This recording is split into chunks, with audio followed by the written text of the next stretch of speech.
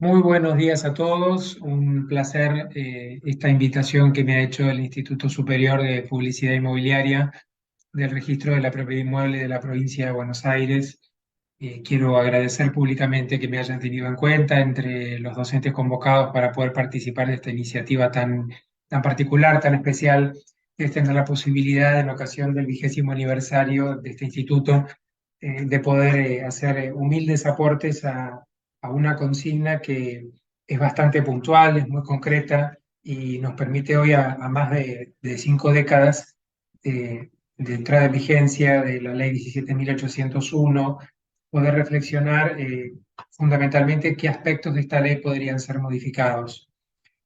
Concretamente, como bien saben, a todos nosotros se nos ha pedido pensar en alguna posible reforma del texto legislativo de la Ley Nacional 17.801 y en función de eso hacer algún aporte. Yo no quiero dejar de mencionar que me pareció desde el inicio una tarea, por supuesto, interesante, pero fundamentalmente también un desafío muy grande, porque la ley 17.801, al menos desde mi humilde consideración, desde lo que siempre exteriorizo en mis textos escritos, en la actividad académica, considero que es posiblemente está en las mejores leyes nacionales que tenemos en la República Argentina. Tener la posibilidad de que aún hoy, frente a los desafíos actuales del derecho registral inmobiliario, encontremos en las palabras de tan maravillosos autores de ese instrumento normativo la salida, la solución a cuestiones que en 1968 no estaban ni siquiera pensadas. Bueno, concretamente a nosotros, a mí al menos, me complica un poco la tarea de buscarle defectos, o mejor dicho, de buscarle posibles mejores soluciones al texto de la 17.801, que pareció hacer algo de futurología en una tarea muy precisa a la hora de seleccionar la redacción del texto. Eh, Dentro de aquellos pocos aspectos que considero que no me permito decir que vuelven reprochable el texto de la 17.801, pero sí que en atención a lo que viene transcurriendo en estas más de 5 décadas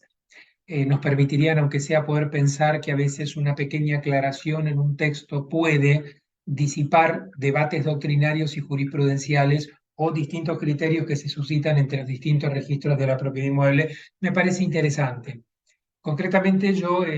elegí hacer un pequeño aporte, insisto, no porque considere que el texto no permite llegar a una conclusión, sino porque en recepción y respeto de la diversidad de opiniones, creo que podría llegar, en un sentido o en otro, a aclarar un aspecto que se debate hace muchos años. Concretamente, me voy a referir al tracto sucesivo abreviado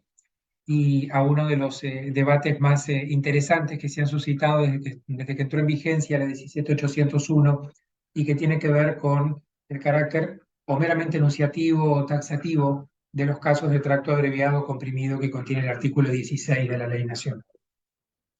Ante todo, simplemente para ponernos en tema, bien sabemos que estamos hablando de uno de los principios registrales básicos, principio registral que, como siempre menciono, es un desprendimiento de una norma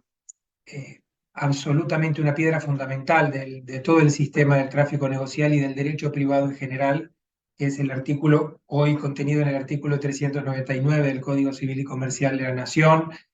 que en la versión del código anterior, en el viejo 3270, me refiero al principio de nemo plus iuris, nadie puede transmitir a otro un derecho que no tiene, nadie puede transmitir a otro un derecho más extenso que el que tiene.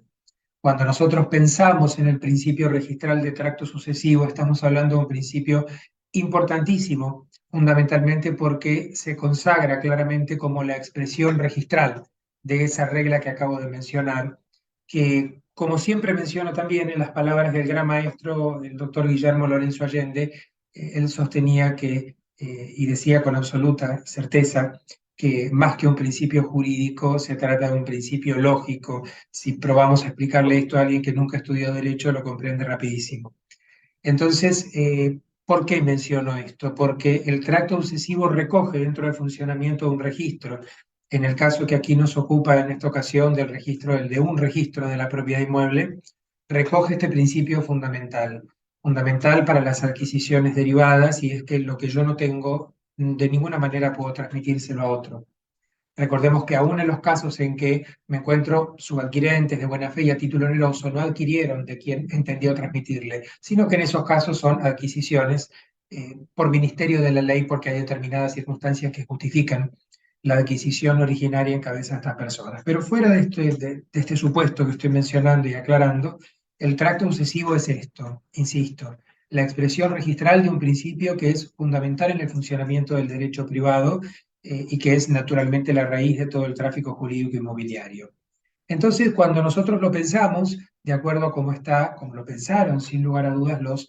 autores de la ley 17.801, que por favor no olvidemos, un gran reflejo de la ley 17.801 después fue la Carta de Buenos Aires, después del primer Congreso Internacional de Derecho Registral, aquí en Argentina en 1972. Entonces, encima tenemos, y esto va dicho sin vanidad, tenemos los argentinos el orgullo de que la Carta de Buenos Aires ha sido un poco consecuencia de nuestra ley nacional.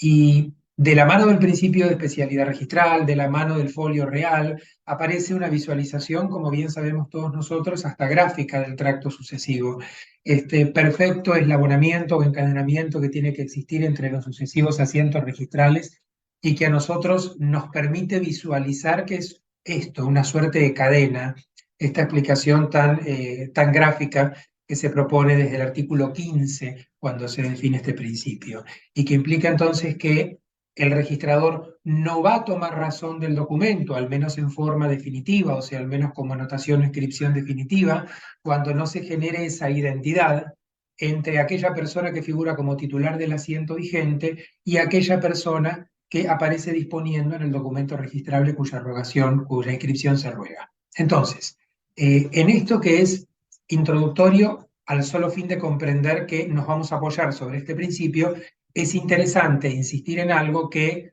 no tiene por qué aclararlo el texto legislativo, porque además considero que hoy el artículo 16 lo aclara con suficiencia. Sucede que a veces en las discusiones doctrinarias, esto, sobre todo al inicio, en los primeros tiempos de la doctrina, no se distinguió muy bien, pero hoy está muy instalado. Es importante para nosotros comprender que los casos de tracto abreviado o comprimido no son excepciones al tracto sucesivo.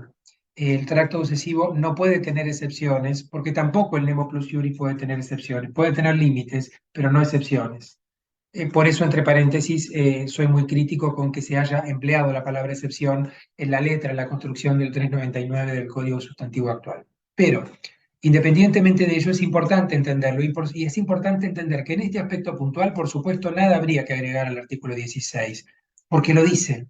Porque cuando nos dice que no será necesaria la inscripción previa, dice a los efectos de la continuidad del tracto. Y luego en el último párrafo del artículo 16 encontramos con absoluta claridad que la norma le está ordenando al autorizante que establezca esa relación entre quien figura disponiendo en el documento registrable y el titular del asiento vigente. Entonces, el tracto continuo o tracto sucesivo siguen, están presentes, no están exceptuados. Lo único que se exceptúa es uno de los tres elementos del tracto sucesivo, que es la previa inscripción. Por eso, desde la actividad catedrática, muchos insistimos en que en rigor de verdad el tracto abreviado, si se le busca alguna función de excepción, sería una excepción al artículo 23, en cuanto a que el notario no va a tener a la vista el título inscripto,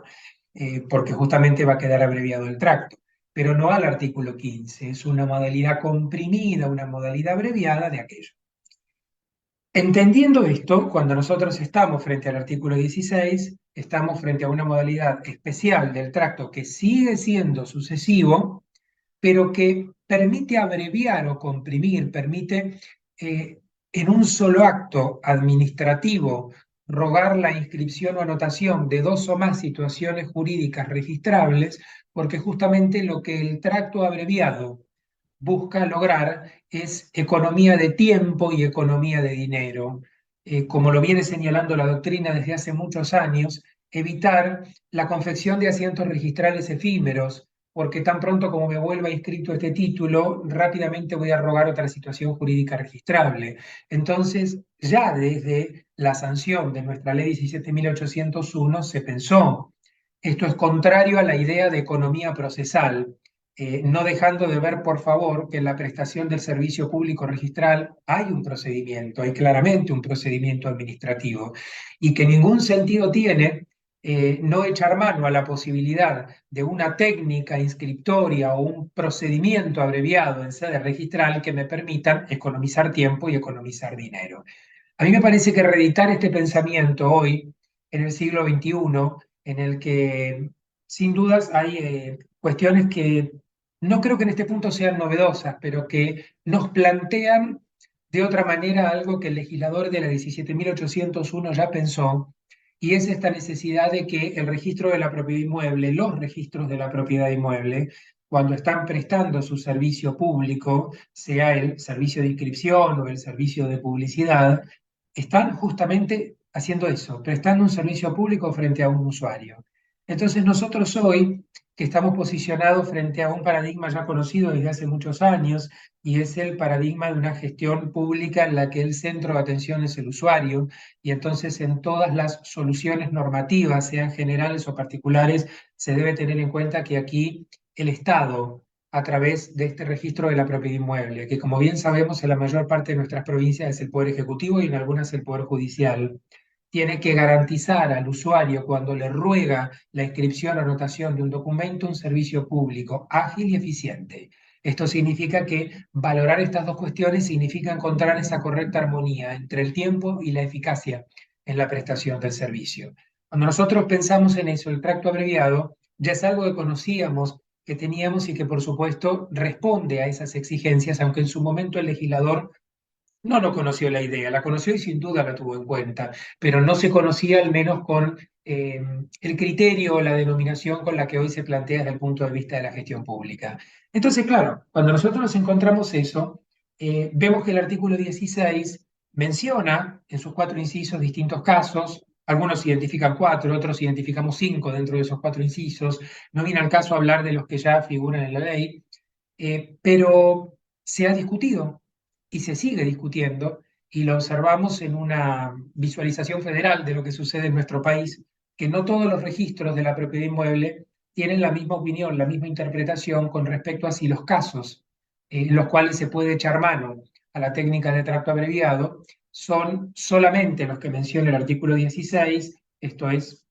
asignándole a esa enunciación el carácter taxativo, o si los casos que menciona el artículo 16 son solamente un ejemplo, son solamente algunos de ellos, y que siempre que se presente la posibilidad de que no se sacrifique la sucesividad del tracto y podamos evitar asientos registrales efímeros, caben perfectamente otros supuestos. Incluso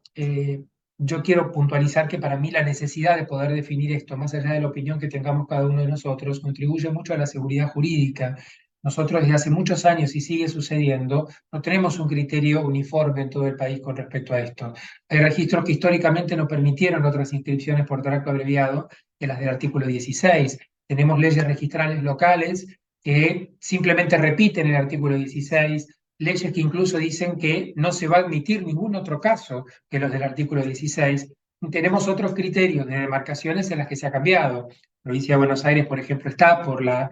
no taxatividad, o sea, el carácter meramente enunciativo, pero se ha transitado en nuestra provincia épocas en que justamente se pensaba en el sentido opuesto.